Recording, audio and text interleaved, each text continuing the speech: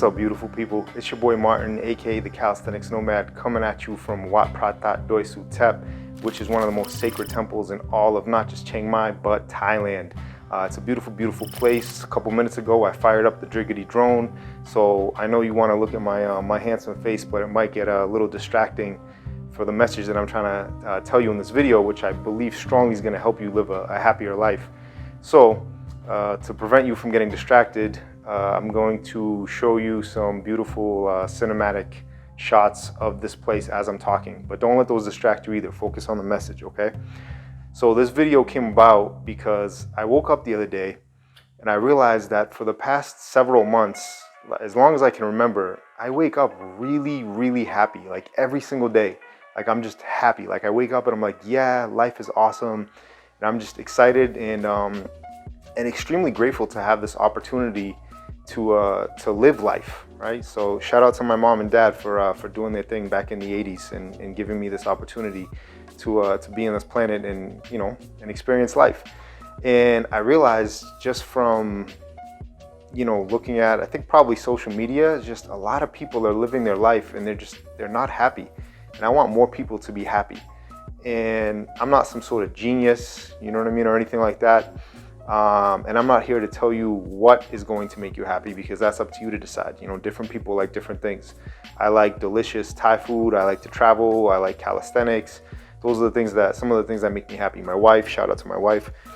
But that might not be what makes you happy. However, there is a formula that you can use to increase your day-to-day happiness so that you wake up every morning and you feel like me, or at least more often than not. And that formula really comes down to a battle between two things. So we're going to get into those two things in just a moment, but I'm going to illustrate it first with 3 examples, okay? So first example, it's me and you, it's dinner time, you're really hungry, and I slide forward a meal that I'm giving you for dinner across the table.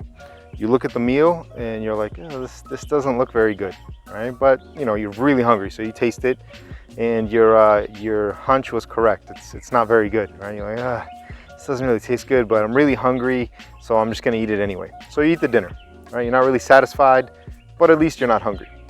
So then the next day comes around and same thing. You're hungry, it's dinner time, I give you the same exact meal. And you're like, oh, again? So you eat it again, and this continues the next day, the next day, the next day.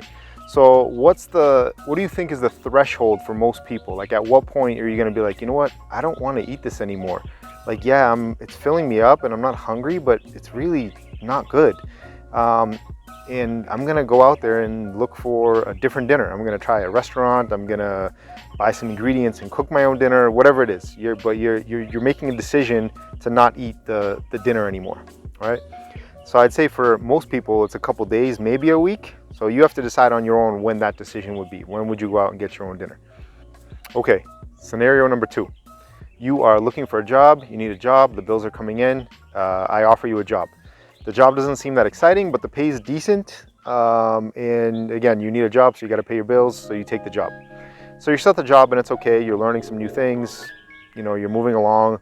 But as the days go by and the weeks go by and the months go by, the fact that it's not really a job that you want to be doing starts to kind of eat away at you, and you really just start to look forward to the weekends. You hate Mondays. You're always just complaining to your friends and family, like, oh my God, this coworker, or I have to do this, and my boss this, and my boss that, and just all these things, and it's really frustrating, and you're not really happy, but it is paying the bills. So what's your tolerance level for that? What's the threshold, right? Are you going to tolerate that for a couple months, a year, 2 years, 3 years, your whole life? There are some people that do tolerate it their whole life, right? You'll have people that literally will work 20, 25, 30, 35 years at a job that is sucking their soul and they're not happy just because they need to pay their bills, and you know, the job pays their bills and it allows them to not be starving. So that's scenario 2. Scenario 3, you are born in a country, or you're brought there either by parents or a parent, or you're an orphan, or you're whatever it is. You're in a country, and this is the country you grow up in and you spend the majority of your life in. I know there's some people that are, I don't know, military brats, they call them, like where they're always moving around different things. But for most people, they spend most of their life in one country, right? Vast majority of people. So you're in this country, in this state, city, whatever, village, doesn't matter. Whatever it is, you can take it all the way from the macro down to the micro. And as you get older, you start to realize that there's a lot of things that you don't like about the place you live. It could be things like the weather, right? Maybe you are a tropical person and you love palm trees and you like sunny weather and you hate the winter. You don't like shoveling snow, right? Or maybe the opposite is true, right? Whatever it is. Maybe you don't like the political situation in your country. Maybe it's something extreme and there's a genocide happening and you're, you know, whatever group you're part of is the one that's being exterminated and you have to flee. So whatever it is, right? But at some point you start noticing that you're not happy with where it is that you are living. And again, that could be the city you're in, that could be the state, the country, continent, whatever. So how long are you going to tolerate that? What's your threshold, right? And I'd say for most people, the threshold is, there is no threshold. It's just their whole life, right?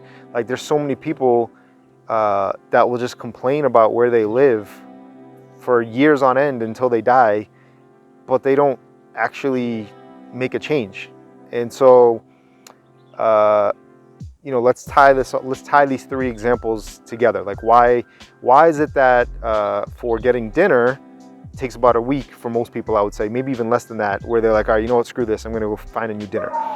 And the reason is because finding a new dinner or finding a better dinner for most people is not a difficult task. Like it requires some effort. You might try a new restaurant, maybe that dinner is also not good, but it doesn't take a lot of effort for you to then go try a different restaurant until you do find a dinner that you actually like. The effort level to make that change is low. With the job, some people do, you know, have a threshold, and maybe after a couple months, year, 2 years, they're like, you know what, I'm sick of this. I'm gonna start job hunting. I'm gonna go on interviews. I'm gonna polish up my resume, do my cover letter, whatever it is. And that takes a lot more effort, you know, so, and it's taxing, especially if you're already going to a job you don't like and you're tired and you are just looking for the weekend. Now you got to spend your free time, you know, practicing interview questions and job hunting. And it's like a full-time job on its own, as a lot of people say, just to look for a new job.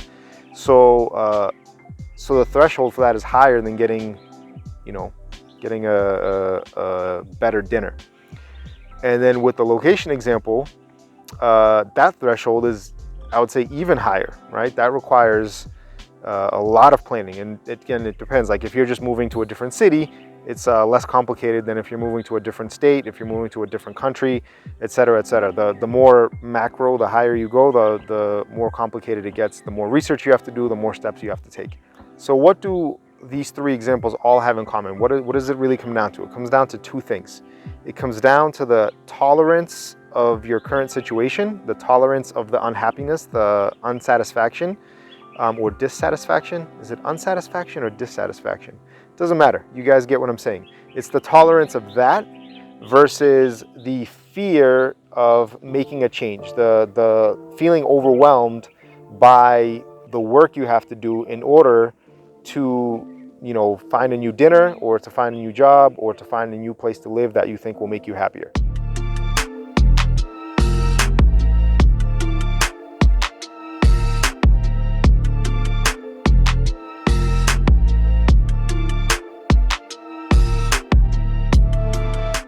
And you can apply this to anything. You can apply this to your relationships. You can apply it to whatever it is. And everyone's different. So everyone, you know, you can come up with a bunch of different ways. You're like, okay, I don't like my job, but it gives me XYZ, blah, blah, blah, blah, blah. Or I don't like this dinner, but at least I'm not hungry, right? Or I don't like the city I'm living in, but at least my friends and family are here. So whatever those reasons are after that, those are individual to everybody. They're different. However, it comes down to this. It comes down to either you don't really like where you are, or you don't like your job, or you don't like the relationship you're in, or you don't like whatever it is, but there's other factors, whatever those other factors are, that outweigh that, right? So you're like, okay, I'm gonna keep doing whatever it is that I'm doing because these other things outweigh the fact that I'm not truly happy. Or it's B, and it's, no, those other things don't outweigh it, but I'm too afraid or too lazy or too overwhelmed by the idea of doing the research and taking the subsequent steps in order to make the change to actually truly be happy. So I would say that a lot of people, if they do some deep soul searching, that the answer will be B. If the answer is genuinely A, then that's fine, cool. It's A, it's awesome. Yeah, just, you're good. But if the answer is B, which I think it is for a lot of people, they just don't admit it because it's scary to admit it. Because then you have to take ownership over making those changes.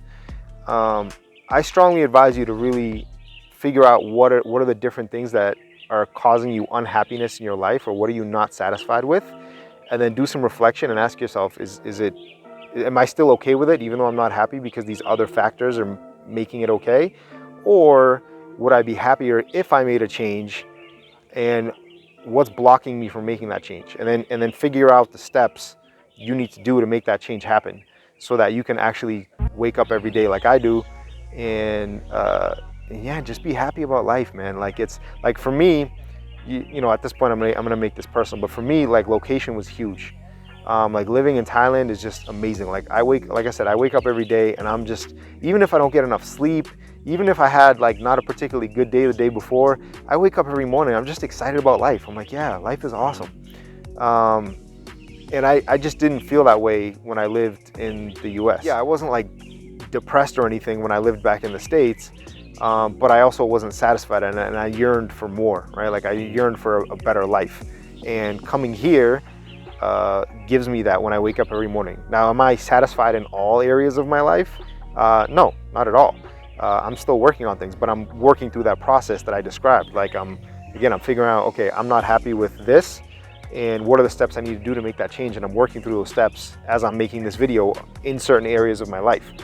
However, I made the one big change that I needed to make to wake up happy. Like, for me, it was location. It could be whatever for you. It could be your relationship. It could be your dinner, right? It could be something small. But you need to figure out what those things are and then follow the steps and make those changes. And I guarantee you guys, it's worth it. The grass is greener on the other side. All right, guys, you made it this far. Thank you so much for watching this video. I hope it gave you some value in your life.